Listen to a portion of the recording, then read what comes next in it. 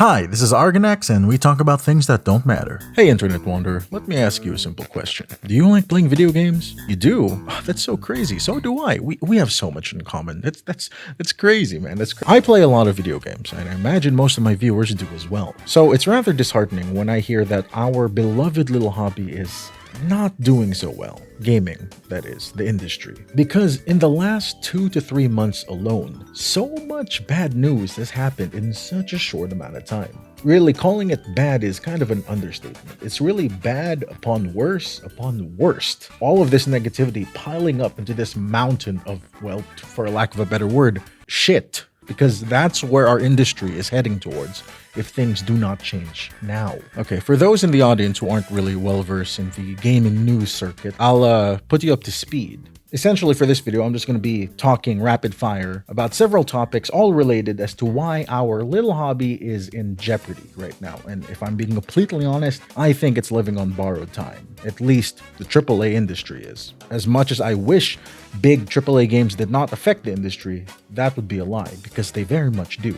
The mainstream dictates the trajectory of an industry. It doesn't matter if it's games, music, movies. The mainstream decides the fate of an industry. So in this video, I will be talking about Nintendo, $80 games, Microsoft, Ubisoft, Gearbox Studios, Borderlands 4 and Randy Pitchford, Star Citizen, Bungie, and Marathon. Let's get these out of the way real quick. So in reality, most of this shit show really began when Nintendo announced that they're releasing games for $80 for their brand new console. Now, okay, I've made many videos about this in the past, and I won't lie, I do not really particularly like Nintendo. But the Switch 2 itself, it's whatever. I don't really mind it that much. It's the $80 games that really shits in my drink. Is that an expression? I don't think that's an expression. It's an expression now, because Nintendo did shit in my drink when I saw that. If Nintendo does this, other companies will see this as the green light to do the same, if not worse. You think $80 is just the beginning? Hell no. Expect $90 and $100 games in the near future, probably less than a year from now. A bit of a shameless plug, but I made a very long video talking about this topic, link below in the video description. I would highly recommend you go watch it. It talks about how, as game prices go up, other companies will make the conscious choice to make their games cost below the standard price.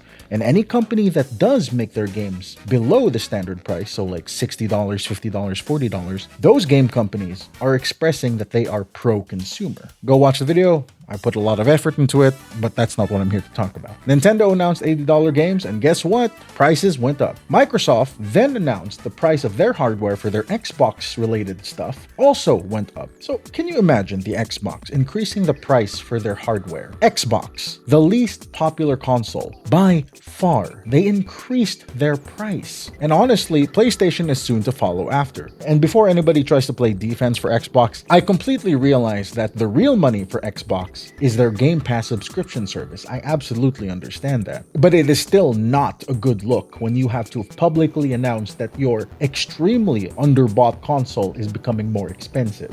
Because guess what? The actual bought consoles, like the PlayStation, are going to increase their price as well. And whereas Xbox can get away with the negative press of having their consoles being more expensive, Sony and PlayStation don't really have the same luxury. Sure, maybe Sony might make a small increase to their prices.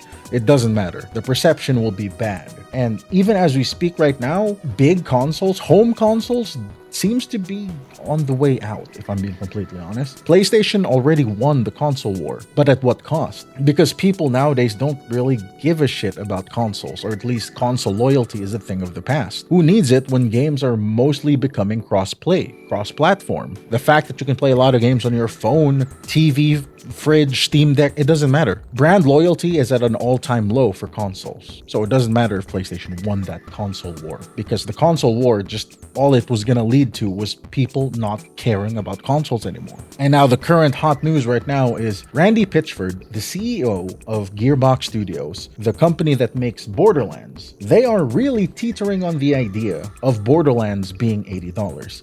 Now, we already knew that this was coming. Like I said, Nintendo announced that their games are going to be $80. Guess what? Other AAA games are going to make their games $80. It's inevitable. It's going to happen. But it's just up to this point, I don't think any other game had tried to do it. I think Borderlands 4 might be the first AAA game after Nintendo to do it, or at least publicly play with the idea of them doing it. Currently, at the time of this recording, they haven't confirmed that the game is $80, and I hope to God that they don't. But if I'm being completely real, I don't trust Randy Pitchford to make the right decision. And even if he did make the right decision, the final say isn't up to him. You want to know something? Gearbox Studio is owned by Take-Two Interactive. Do you know who Take-Two Interactive manages? Rockstar. Rockstar makes GTA, Grand Theft Auto 6. And if Take-Two Interactive notices that people are gonna buy Borderlands 4, or at least they're okay with Borderlands 4 increasing its game prices, that's just more and more slack for Take-Two and Rockstar. And then guess what? 2026, GTA 6 comes out, $100. Bing bang boom. And unlike Borderlands 4, people will actually pick up GTA, no matter the price. This is a bit of a tangent, but I don't really play Borderlands. I have a lot of friends who do, and I'll be completely real. I have not seen a AAA game have less hype than this. Does anyone actually care about Borderlands 4? I'm being completely real right now. I know a lot of people are, looking forward to it, but are you really like hype? All caps hype for this game? I don't see that much hype towards this game. Not really. Oh shit! Oh, let's go. Borderlands. I'm clocked in. Oh, We're clocked in. Borderlands. 9 to 5, clocked in, boys. I'm Not Randy you. Fuck you, Randy Pitchford.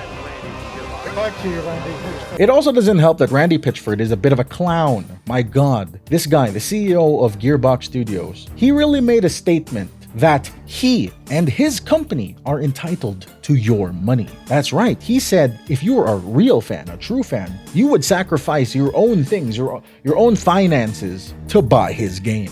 Unbelievable. Holy shit. But you know what, Randy? You've convinced me. You know what? Take my money. My social security. My cat, even. Hey, do you want the garlic bread that I keep in my fridge as well? These game companies and their CEOs and their suits are becoming so out of touch, which is crazy because I know for a fact that Randy Pitchford did not start off as a suit. He was a down-to-earth game developer back in the day. Yes, I know he's always been a bit of a weirdo, but holy shit, this is such a tone-deaf thing to say, especially in this current gaming climate. And then in this part right here, Randy gives the classic excuses as to why their game might have to be $80. We've got a competitive marketplace where people or the people that make those choices want to sell as many units as possible, and they want to be careful about people that are price sensitive.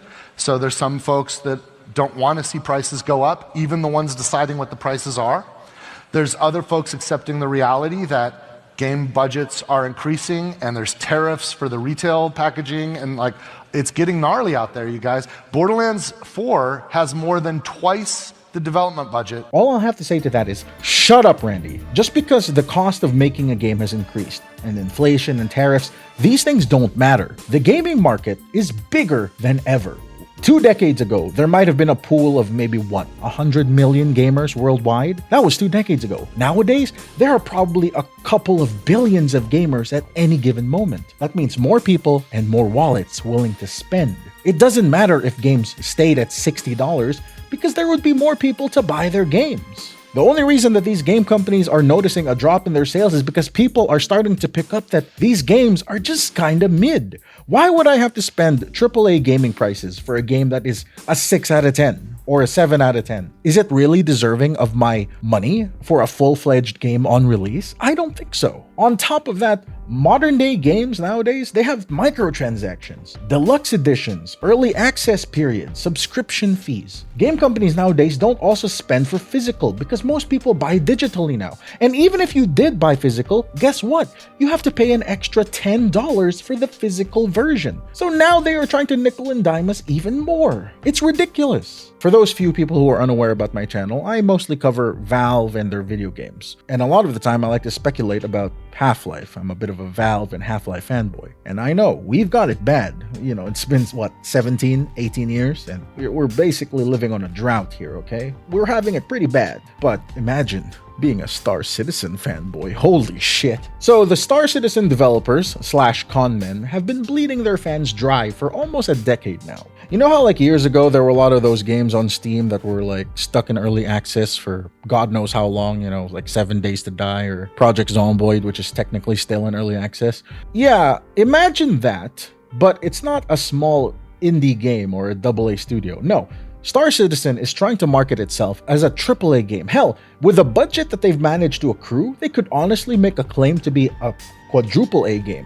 not like Ubisoft's fucking Skull and Bones. $1 billion, or almost $1 billion, has been thrown at this project. And what did they do with all this money? Well, right now, Star Citizen, the developers, they decided to implement pay-to-win machines, or in other words, AI auto-aimers. Listen, I'm not that well informed about Star Citizen, okay? All I know is they're constantly adding shit, and apparently the straw that broke the camel's back was an AI auto turret or something like that, or AI that can drill for resources automatically or something like that. Pay-to-win farming mechanics, in other words. This was the straw that broke the camel's back? Maybe to a loyal Star Citizen fan, this might be egregious. This might be a travesty. But to the rest of us gamers on the planet Earth, that seems like complaining about a little thing all the way at the end of the tunnel. Honestly, all you had to tell me was that the developers were charging you thousands of dollars for virtual ships. And there you go. That's all the evidence that you need that this is a fucking scam. I don't care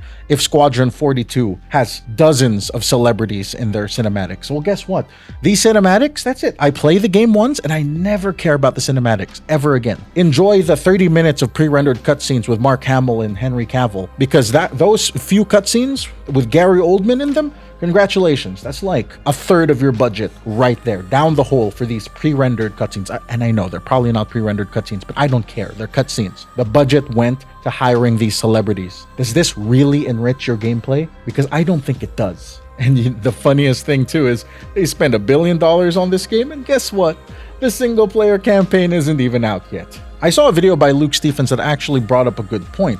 He has a theory that states that the Star Citizen developers legitimately have run out of money. And the reason that they're nickel and diming their gamers even harder than they did before was because they just need a bit more money, so that way they can finally push out the single player campaign. And once that's out, that'll give them more money and allow them to con their gamers for slightly longer. I am more than happy to be proven wrong here. Tell you what, if Star Citizen actually gets complete in the next year or so and the game is legitimately good, then I'm more than happy to be wrong. I want to be wrong. The game looks amazing. This shit is putting Starfield to shame. But until it's out, I'm gonna keep shitting on it, as I think most of the internet will. And for this last part of the video, I'm just gonna talk about these last two things real quick. Ubisoft is in a really bad state. Assassin's Creed Shadows did okay. It sold decently, but nowhere near enough to solve the problems that this company has.